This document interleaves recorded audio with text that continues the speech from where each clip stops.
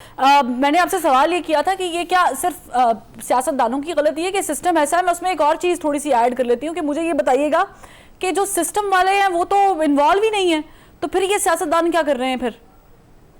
دیکھیں میں فروا بات جہاں سے شروع کی تھی ختم کی ہے وہ وہیں سے میں شروع کر رہا ہوں کہ دیکھیں پاکستان کی ہر سیاسی جماعت جو ہے نا وہ اپنے آپ میں بلوچستان عوامی پارٹی ہے۔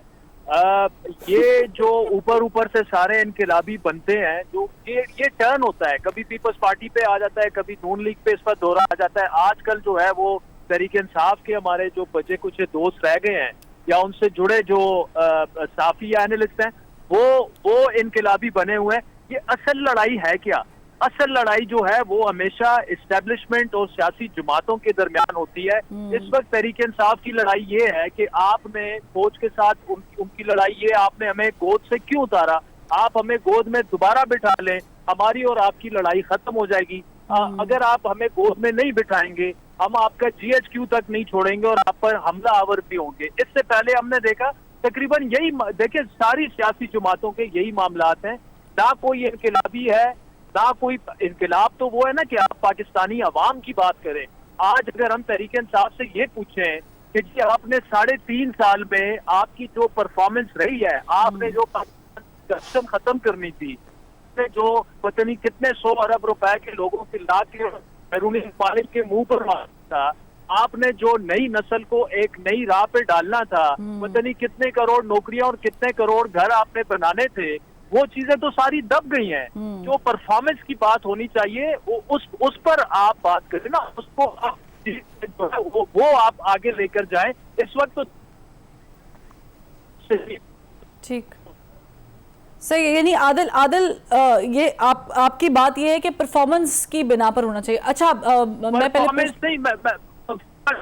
میں یہ بات کر رہا ہوں کہ 2016 سے 18 تک اس ملک کے ساتھ جو کھلواڑ ہوا، جن کرداروں نے کیا، جو خود مان چکے ہیں، تو آج کتنے صحافی جرنلسٹ ہیں جنہوں نے اس وقت جو یہ غیر جمہوری غیر آئینی اقدام اٹھایا جا رہا تھا انہوں نے اس کی مخالفت کی ہو، کتنے لوگ ہیں آج؟ دیکھیں نا، آپ مجھے جمہوری اور آئین کا پیروکار تب کہیں گی جب میں اس وقت جو ہو رہا تھا اس کی بھی میں نے مذمت کی اور آج بھی میں کر رہا ہوں۔ اس وقت جو نون لیگ کے ساتھ ہوا تھا یا جو آج تحریک انصاف کے ساتھ ہو رہا ہے، اگر میں نے دونوں کی مذمت کی ہے پھر آپ مجھے آئینی اور جمہوری کہیں۔ ہم سارے ایون ہم صحافی بھی استعمال ہوتے ہیں، ہمارے کندھوں کو استعمال کر کے یہ سیاسی جماعتیں جو ہیں بیانیاں بناتی ہیں، بیانیہ اوپر سے کچھ اور ہوتا ہے، اندر سے یہ ہوتا ہے کہ جی مائی باپ مجھے اپنی گود میں بٹھا لیں، اس دفعہ آپ مجھے اقتدار میں لے آئے۔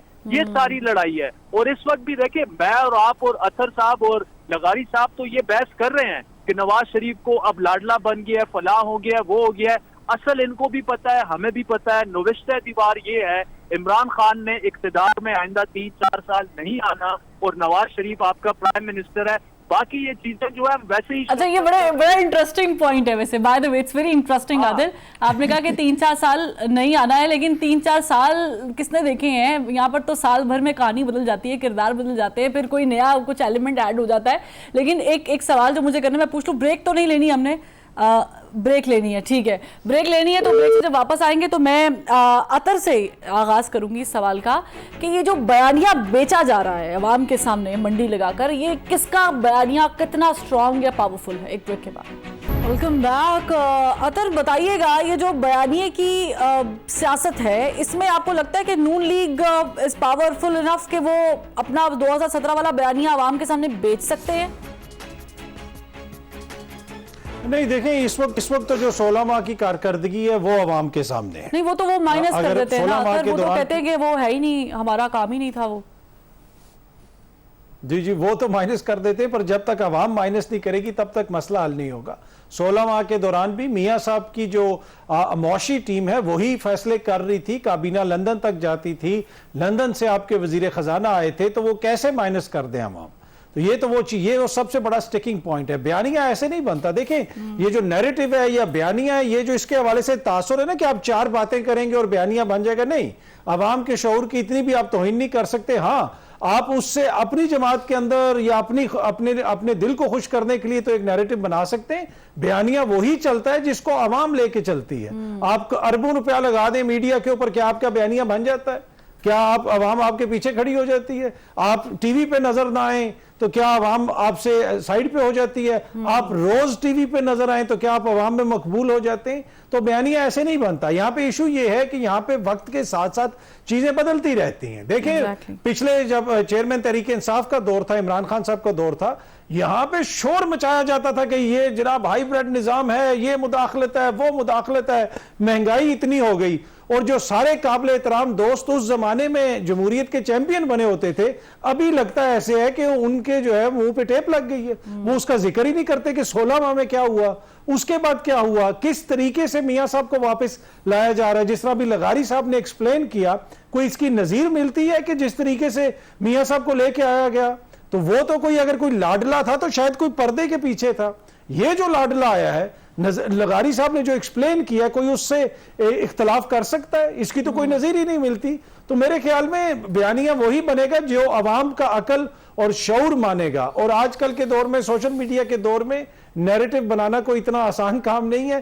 اس کا ایک ہی طریقہ کار ہے کہ آپ اپنی معیشت کو بہتر کریں، آپ ڈیلیور کریں. اگر آپ ڈیلیور کریں گے تو بہتر ہوگا. آپ دیکھ لیں نگران حکومت آئی ہے، فوج نے انٹرسٹ لیا ہے، آرمی چیف نے انٹرسٹ لیا ہے، ڈالر نیچے چلا گیا، دیگر چیزوں میں بہتری آئی. تو 16 مہینوں میں وہ لوگ کیوں نہیں کر سکتے تھے؟ ان کو بھی تو اداروں کی مکمل سپورٹ حاصل تھی. یہ والا کریڈٹ بھی نون لیگ والے لیتے ہیں اطہر. وہ کہتے ہیں کہ دیکھیں ہم نے ایسا کام کیا کہ 16 مہینوں میں دیکھیں جو اب آئیے نگران گورنمنٹ تو پیٹرول نیچے چلا گیا، یہ ہو گیا، وہ بھی کریڈٹ لیتے ہیں.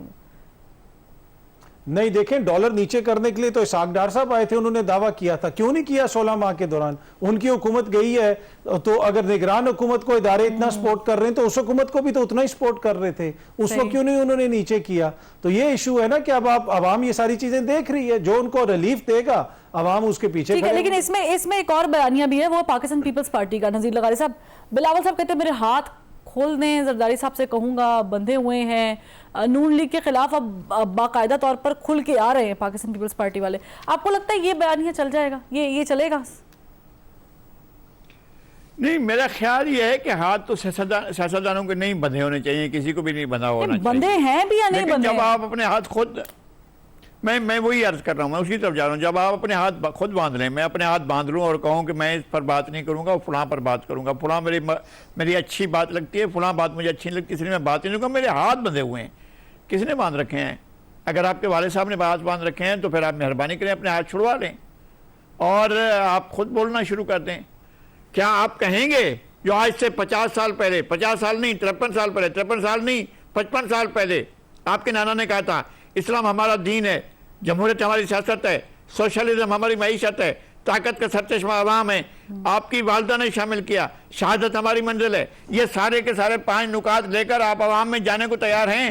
آپ کہنا چاہتے ہیں کہ ہم جمہوریت کے لیے آ رہے ہیں، آپ یہ کہنا چاہتے ہیں کہ ہم سوشلزم کے لیے آ رہے ہیں، آپ کہنا چاہتے ہیں کہ جناب ہم عوام کو طاقت کا سرچشمہ مان کر آ رہے ہیں، ہم کسی اور چیز کو طاقت کا سرچشمہ نہیں مانتے ہیں. یہ چیزیں لگا کر آپ آ رہے ہیں اور آپ عوام کو بتا رہے ہیں کہ ہم ادھر ادھر ڈکٹیشن کے لیے نہیں دیکھتے ہیں، ہم کسی سے ڈکٹیشن، ابا جان سے یا کسی اور جان سے ہم ڈکٹیشن نہیں لیتے ہیں، ہم ڈکٹیشن نہیں لیں گے اور ہم آگے بڑھتے ہوئے